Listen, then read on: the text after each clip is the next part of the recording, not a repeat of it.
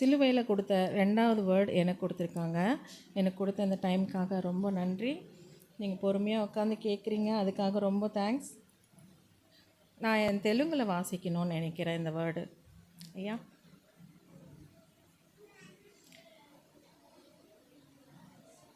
అందుకు ఆయన వానితో, నేడు నీవు నాతో కూడా పరదేశులో ఉందువని నిశ్చయముగా నీతో చెప్పుచున్నాను అనెను. எப்படின்னா, இது சொன்னது ஒரு திருடனா கள்ளனா இருக்கிற அவங்கக்கிட்ட ஏசப்பா ப்ராமிஸ் பண்ணுறாங்க. அதில் நம்ம பார்க்க வேண்டியது திருடனுடைய நம்பிக்கை. கஜதொங்க அப்படின்வாங்க. கஜதொங்கன்னா கூட்டத்துலேயும் இருப்பாங்க, செப்பரேட்டாக இருப்பாங்க. அதே திருடன் தான் மரித்த லாசருவை எழுப்புனப்பவும் அவங்க இருந்திருப்பாங்க.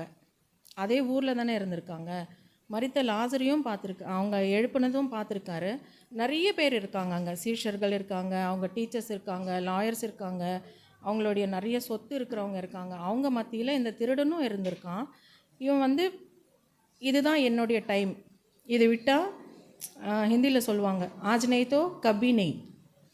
அன்னைக்கு அவன் மன்னிப்பு கேட்கலன்னா இனி எனக்கு எந்த டைமும் கொடுக்கப்படாது. இதுக்கு அடுத்து நான் எப்போ போய் நான் ஆண்டவரை மீட் பண்ண போகிறேன், இதுதான் லாஸ்ட்டு. அவர் எதுவுமே செய்யலை. அதுக்கு முன்ன வசனத்தில் பார்த்தீங்கன்னா சொல்லுவாங்க, அந்த இன்னொரு திருடன் சொல்லுவான், நீ தான் ஏசப்பா புள்ள, நீ தானே ஏசப்பா, நிறைய அதிசயம் பண்ணியிருக்க, இப்போ இங்கேருந்து நீ தப்பிச்சு போயிருக்கலாம். அது அவன் கண்ணுக்கு தெரிஞ்ச நார்மல் மனுஷன். ஆனால் இவர் நிஜமாக கடவுள், இவர் நெக்ஸ்ட்டு லாசரையே எழுப்புனவர், இவர் கண்டிப்பாக எந்திரிச்சு வருவார்ன்ற அந்த நம்பிக்கையில் அவங்க கேட்குறாங்க, நீங்கள் என்ன உங்களோட பரதேசில் கூப்பிட்டு போவீங்களா? நார்மலாக நம்மளுக்கு கொஞ்சம் பிளட் லாஸ் ஆகிடுச்சுனாவே மறந்துடுவோம். பக்கத்தில் இருக்கிறது நம்ம அம்மாவா, அப்பாவா, ஃப்ரெண்டா, யாருமே நம்மளுக்கு நினைவு இருக்காது, ஒரு லிமிட்டுக்கு கீழே வந்துருச்சுன்னா. பட் ஏசப்பாவை சிலுவையில் அறையிறதுக்கு முன்னால் நிறைய பிளட்டு லாஸ் ஆகிருக்கு. அப்போ கூட அவர் அந்த சுயநலவில் சொல்கிறாரு, வில்லில் எழுதுன மாதிரி சொல்கிறாரு, பரலோகத்தில் இல்லை பரதேசில் இருப்ப, என் கூட இருப்ப அப்படின்னா அங்கே அவனுடைய மனமாற்றம். அப்பா நான் செய்த எல்லா பாவத்திலையும் அவர் டெப்த்தான நம்ம இதயங்களை தான் பார்க்குறாரு. நம்ம மேலோட்டமாக பார்ப்போம், இவங்க ரொம்ப இருக்கப்பட்டவங்க, இவங்க இல்லாதப்பட்டவங்க, இவங்க டார்க்காக இருக்காங்க, ஒயிட்டாக, அது எதுவுமே ஆண்டவருக்கு கண்ணுக்கு தெரியவே இல்லை. உள்ளங்களை மட்டும்தான் ஆராய்ந்து பார்க்குறவர். அவர் பார்த்து அது சொன்னார், இவன் நிஜமாகவே என்னை பார்த்து கேட்குறான், பரதேசில் என்னை கூப்பிட்டுக்கிறியாப்பா அப்படின்னு கேட்குறப்போ இவர் நிஜமாகவே உயிர் தெழுந்து வருவார், அந்த நேரத்தில் என்னையும் கூப்பிடுவாருன்ற ஒரு ஸ்ட்ராங் பிலீவ். அந்த பிலீவ் நம்மளுக்கும் இருக்குது. நம்ம இப்போ கூட இந்தியாவில் நம்ம தோண்டி தோண்டி பார்த்தா எல்லாமே ஸ்டாச்சூஸ் தான் கிடைக்கும்.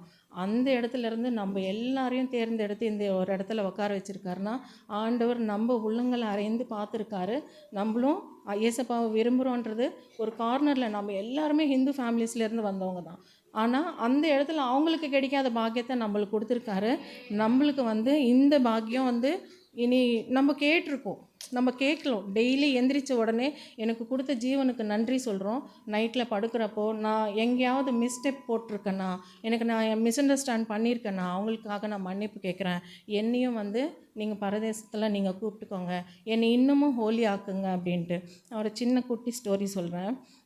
சர்ச்சில் நடந்தது தான். கடுகளவு விசுவாசம் இருந்தாலும் அவங்க சொல்கிறது எல்லாமே நடக்கும் அப்படின்னு ஒரு பாஸ்டர் ப்ரீச் பண்ணியிருக்காரு. ஒரு லேடிஸ்க்கு அது நடந்திருக்கு.